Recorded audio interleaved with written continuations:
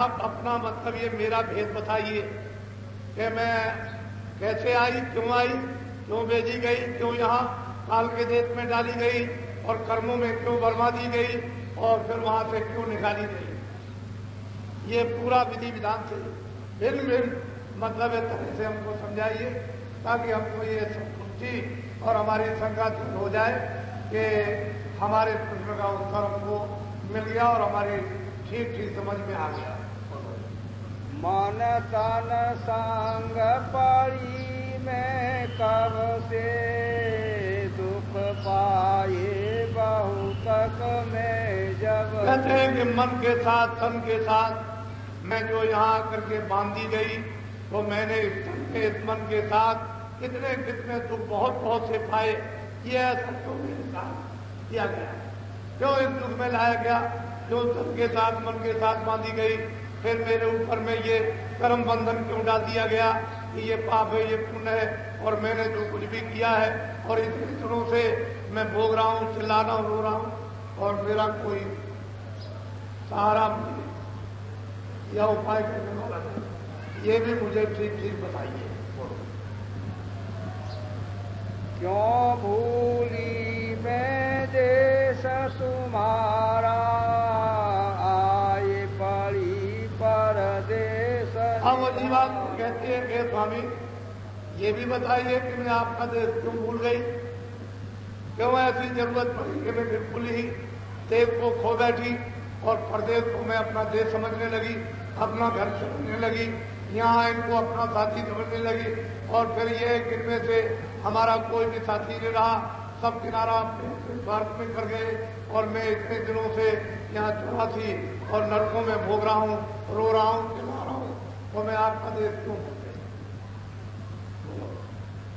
पाताल बसो के मृत्यु लोक में स्वर्ग बसो के ब्रह्म। अब वो तुरंत कहती है कि स्वामी क्या आप पाताल लोक में है या मतलब मृतलोक में आप रहते हैं या आप स्वर्गलोक के वासी हैं या वैकुंठ लोक के वासी हैं, तो मुझे ये भी बताइए कि किस लोक में आप रहते हैं, इनमें रहते कि नहीं, पाताल में, मृतलोक में और स्वर्गलोक में, वैकुंठ लोक में कहाँ के वासी हैं।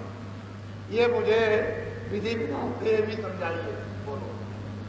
इंद्रपुरी या शिव मुकाम में कृष्ण लोक या राम।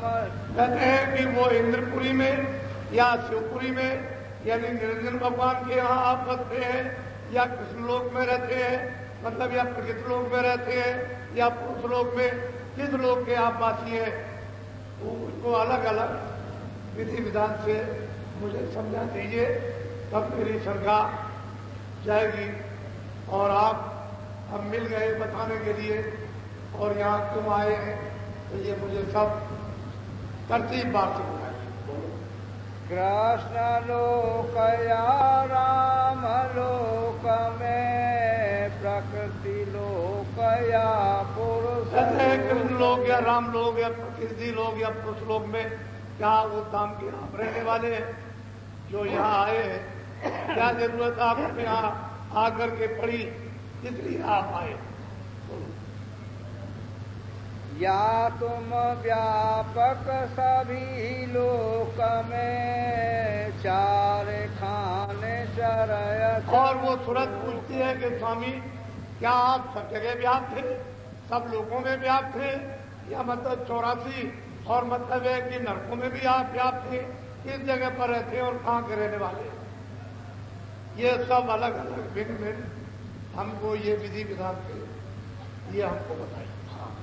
क्यों मोहे डाला काल लोक में अति भर माया हर्ष। और ये भी बताइए कि आपने मुझको काल के लोक में क्यों डाल दिया, क्यों फंसा दिया, मैं यहाँ अति भरम गया, मुझे पता ही नहीं है कि मैं कहाँ का हूँ और जन्मता हूँ, मरता हूँ, अति दुखी होता हूँ, मेरे दुख को कोई सुनने वाला नहीं और मैं चाहता हूँ 84 और नरकों में मुझे नाना प्रकार की आत्माएं दी जाती हैं, तो मुझे यहाँ काल के देश में आपने क्यों डाला।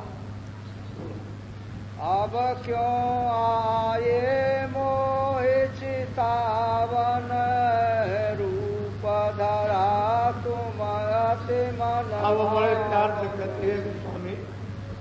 अब आप बहुत दिनों के बाद मुझको शिव चिताने के लिए आए हो, इसमें कोई संदेह नहीं है कि जो रूप आपने धारण किया बड़ा मनमोहन आकर्षण है, बहुत मनमोहित जो रूप धारण किया है और आकर्षण में, ये तो मैं जान गई, ये तो मैं समझ गई, लेकिन इतने दिन के बाद आप आए क्यों? सब तरह के प्रश्न ऊंचे नीचे, सुलझने के, उलझने के, गिरने के, फंसने के, निकालने के, हवाले करने के, सब पूछ रही है कि हमको ये सब बताइए। मैं दासी तुम चरण निहारे, वेद देव तुम। अब बहुत प्यार से कहते हैं कि मैं दासी, मैं सेवक, मैं आपको छोड़ के जा नहीं सकती। मुझे ये सब भेद, जब मैं आपके चरणों में बैठ के चरण निहार रही हूं, तो मेरी ये शंका यानी आप दूर कर दीजिए और पूरा पूरा अपना जो भी गोपनीय वेद हो वो मुझे सुनाइए। तब से शब्द स्वामी बोले, सुनो सुरत तुम में। अब महापुरुष बड़े प्रसन्न हुए, इस तरह के प्रश्न सुन करके इसने प्रश्न किया है, उत्तर लेने के लिए तो बहुत प्रसन्न हुए।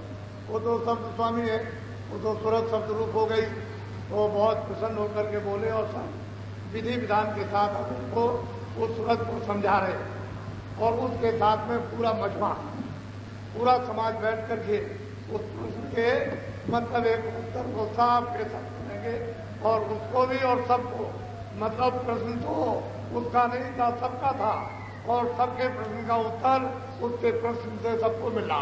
बोलो। जो तू पूछे भेद हमारा, कहूँ सभी अब कर दे। सूरत, अगर तू मेरा भेद पूछती है तो मैं अपना सभी भेद विस्तार के साथ मैं तुझको बताए देती हूँ, उसको तू ध्यानपूर्वक अच्छी तरह से अब सुन। मैं हूँ अगमय नाम अमाया, रहूं मौज में अधर। महापुरुष कहते हैं मैं अगम अनाम अमाया, मैं, मेरा कोई रूप नहीं, मेरा कोई नाम नहीं, मेरा कोई धाम नहीं, मैं इन सब से अलग रहता हूँ।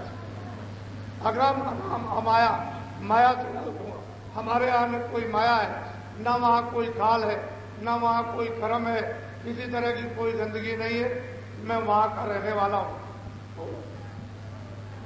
मेरा भेदन कोई पावे, मैं ही कहूँ तो कहन में। अब वो महापुरुष कहते हैं कि सूरत मेरा भेद तो कोई जानता है, मैं अगर किसी को सुनाऊं तभी तो किसी की समझ में आ सकता है। तो जो मेरे पीछे जो गोपनीय यहाँ संत है रहते हैं उनको तो कोई जानता है। एक दफे भक्तों ने अपने स्वामी से प्रश्न किया कि महाराज आप बार बार कभी कभी गोपनीय संतों का जो विवरण करते हैं वो किस प्रकार के हैं। तो उन्होंने कहा कि चलो मेरे साथ, मैं तुमको लेकर वो दिखा। तो गए, ले गए, दूर बैठ गए, कह लगे देखो वो गोपनीय संत है, वो देखो हल चला रहे